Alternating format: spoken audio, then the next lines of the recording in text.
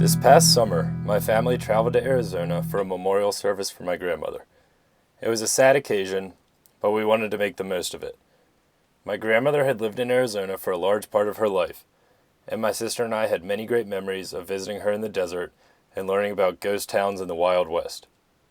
We wanted to do something fun to honor her memory after the memorial service ended, so we searched online and found information about a ghost town just south of Tucson near the Mexican border, in Ruby, Arizona.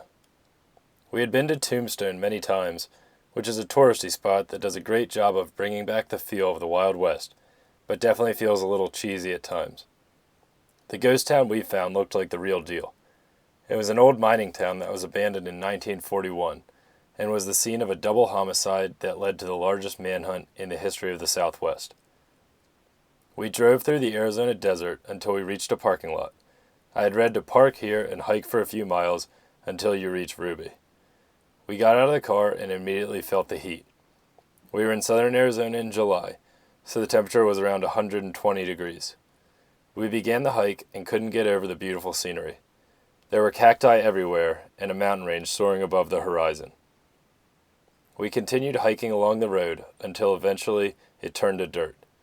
It felt like it was getting even hotter as we trekked through the desert. At this point, we still haven't seen a single other person, which was a little eerie but made some sense since most people wouldn't be hiking through the desert in July. I had been tracking our route on my phone, and we were finally getting close to Ruby.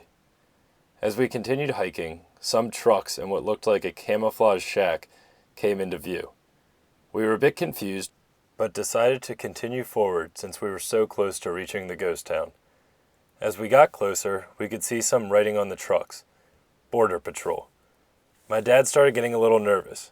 He was fine with going somewhere in Arizona, but had no interest in going into Mexico. We approached and saw several men in bulletproof vests with automatic weapons and an enormous German Shepherd. The men saw us coming, and my dad said hello. They replied, "We'll check you on the way back," and began to walk away. My dad, getting a bit concerned, asked them, "Wait, am I about to go into Mexico?" The Border Patrol officer could sense our confusion at this point and came back up to us. He said, "No, Mexico isn't for another few miles, but we're close enough that we have several checkpoints set up. Where are you guys going anyway?" We explained that we wanted to go to Ruby, Arizona to see the ghost town, and he seemed very confused. "Have you been to Ruby?" my dad asked. "I've been a few times, but I'm not sure why you guys would want to go. It's right on the border, so the place is crawling with smugglers. I definitely wouldn't go there without my gun, that's for sure." That was all we needed to hear. We quickly thanked the guard for letting us know, turned around, and began the hike home as the sun was beginning to fall, disappointed about not seeing Ruby, but happy to not be robbed by drug smugglers.